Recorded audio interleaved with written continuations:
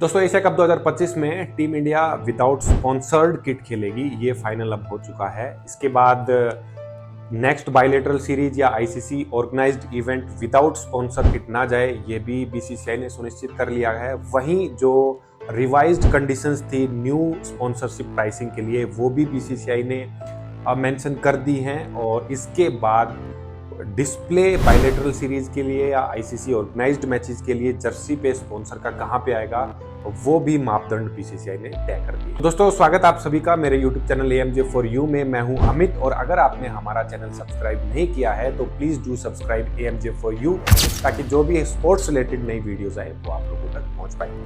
आज की वीडियो में दोस्तों हम बात करने वाले हैं जर्सी के बारे में। जैसा कि आप लोग जानते हैं ड्रीम 11 से कॉन्ट्रैक्ट खत्म हो गया है, तो उसके अलावा किसी को रिप्लेस होना था।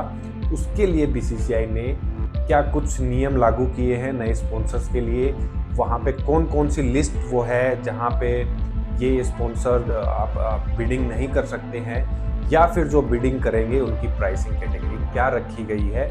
और उसके बाद लास्ट में हम जो बात करेंगे वो करेंगे display of that brand sponsor कहाँ पे आएगा। तो चलिए स्टार्ट करते हैं अपना वीडियो। सबसे पहले बात करते हैं IEOI। ये कुछ भी नहीं, ये केवल invitation of the expression of interest किसके लिए है, अगर आप बिडिंग करना चाहते हैं इंडियन जर्सी के स्पॉन्सरशिप के लिए। तो इसकी भी डेट बीसीसीआई ने मैं आपको डिटेल में बता देता हूं। जब ये अनाउंस किया गया था, ये अनाउंस किया गया था 2 सितंबर को।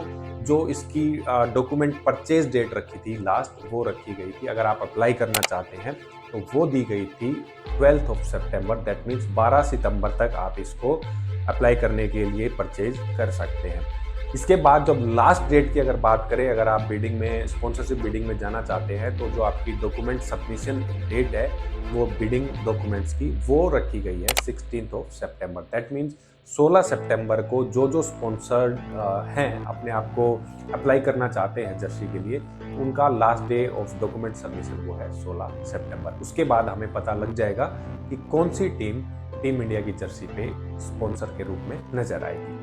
अब हम बात करते हैं कि कंडीशंस क्या क्या हैं अगर आप इंडियन जर्सी पे अपना स्पॉन्सर चाहते हैं तो मैंने लास्ट वीडियो में बताया था। अगर आपने वो वीडियो नहीं देखा है तो डिस्क्रिप्शन में मैं उसका लिंक दे दूंगा, आप वहां पे जाके देख सकते हो।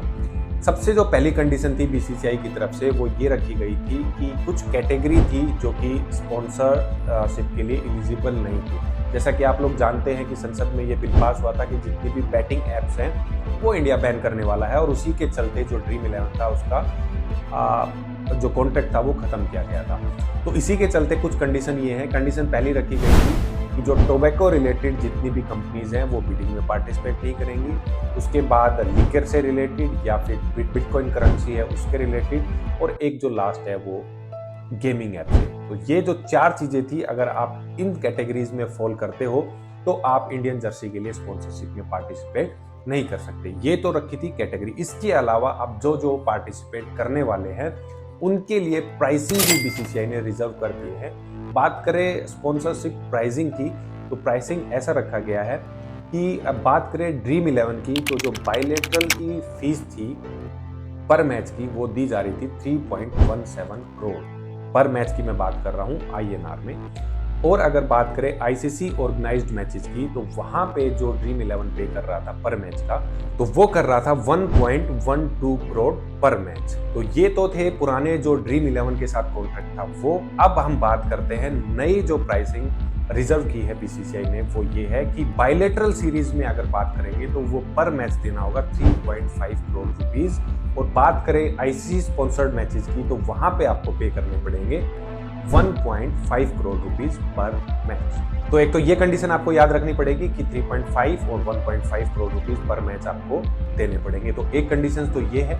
इसके अलावा अगर बात करें दूसरी कंडीशन की, तो वो ये रखी गई है। अभी तक आपने देखे होंगे जो भी स्पॉन्सर था जर्सी स्पॉन्सर, वो इंडिया की जो चेस्ट थी, जर्सी चेस्ट, वहां पे डिस्प्ले हो रहा था। लेकिन इस बार उसमें भी चेंज किया गया है। चेंज ये किया गया है दोस्तों कि मान लो बायलेटरल सीरीज खेली जा रही है, तो उस केस में जो आपकी स्पॉन्सरशिप है, जो आपका ब्रांड है, वो इंडिया चेस्ट पे नजर आएगा, इंडिया की जर्सी की चेस्ट पे नजर आएगा, वहां पे आपका नाम लिखा जाएगा।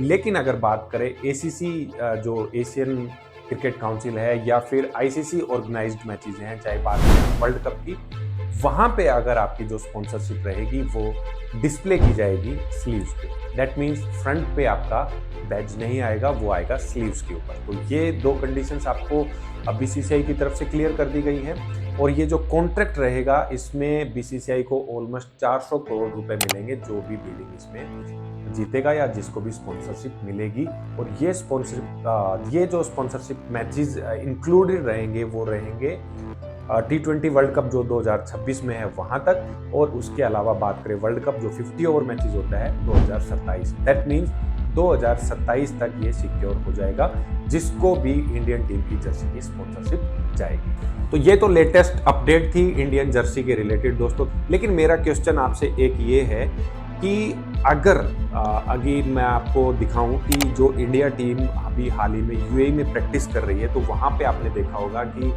जो जर्सी है वहाँ पे किसी भी ब्रांड, क्योंकि स्पॉन्सर अभी है नहीं तो ब्रांड ऑब्वियसली बात है नहीं मिलेगा, वहाँ पे केवल इंडिया लिखा गया है। यहाँ केवल इंडिया लिखा गया है कि किसी भी स्पॉन्सर, चाहे किसी को भी स्पॉन्सरशिप जाए, यहाँ पे केवल इंडिया ही लिखा रहे तो कैसा रहेगा। आपको क्या लगता है, आप ये हमें कमेंट करके जरूर बताएं।